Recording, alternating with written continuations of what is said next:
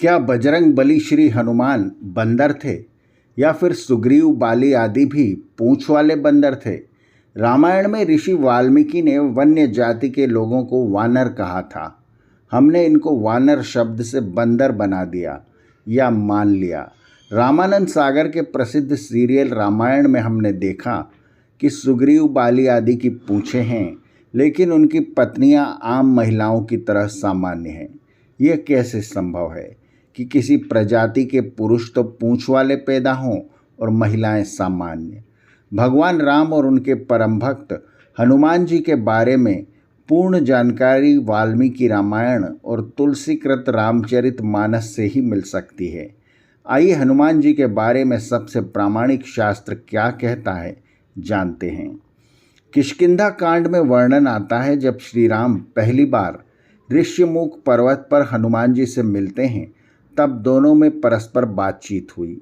उसके बाद श्री राम लक्ष्मण से कहते हैं, न अन ऋग्वेद विनीतस्य न अ यजुर्वेद धारिणः न अन सामवेद विदुषः शस्यम एवं विभाषितुम।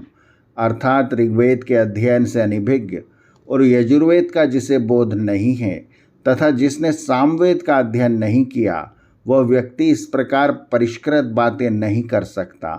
निश्चय ही इन्होंने संपूर्ण व्याकरण का भी अनेक बार अभ्यास किया है, क्योंकि इतने समय तक बोलने में इन्होंने किसी भी अशुद्ध शब्द का उच्चारण नहीं किया है। संस्कार संपन्न शास्त्रीय पद्धति से उच्चारण की हुई इनकी वाणी हृदय को हर्षित कर देती है। इससे यह स्पष्ट होता है कि हनुमान जी बंदर नहीं थे।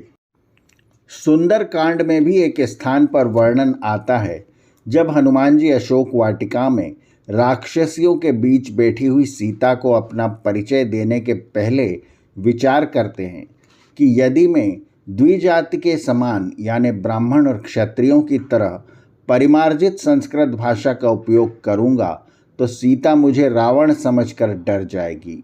मेरे इस वनवासी रूप को देखकर तथा नागरिक संस्कृत को सुनकर पहले ही राक्षसों से डरी हुई यह सीता और भी डर जाएगी और कोलाहल मचाना शुरू कर देगी। इसलिए मैं सामान्य नागरिक के समान परिमार्जित भाषा का प्रयोग करूंगा।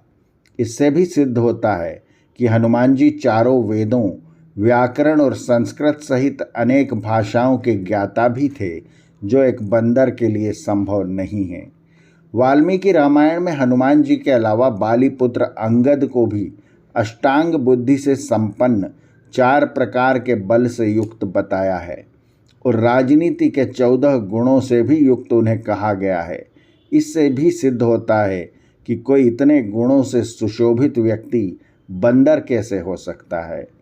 हनुमान जी का जन्म वानर राज केसरी और अंजनी के पुत्र के रूप में हुआ था। उस समय भारत में वानर कुल की अत्यंत ही गौरवशाली परंपरा थी एवं वानर जाति में केसरी, बाली और सुग्रीव जैसे कई विद्वान और वीर योद्धा हुआ करते थे, जो देवताओं और मानवों के समकक्ष थे। भारत के एक बड़े भूभाग पर वानर जाति का शासन था। महर्षि वाल्मीकि रामायण में महाप्रभु हनुमान के विषय में लिखते हैं, मनोजवम मारुततुल्य वेगम जितेंद्रियम बुद्धिमताम वरिष्ठम वातात्मजम वानरयूथ मुख्यम श्री राम दूतम शरणम प्रपद्ये। यानी जिनकी मन के समान गति और वायु के समान वेग है, जो परम जितेंद्रिय और बुद्धिमानों में श्रेष्ठ हैं, उन पवन सुत वानरों में प्रमुख श्री राम के दूत हनुमान की मैं शरण लेता हूँ। रामचरित मानस के अनुसार हाथ वज्र और ध्वजा विराजे, कांधे मूंज जनेऊ साजे।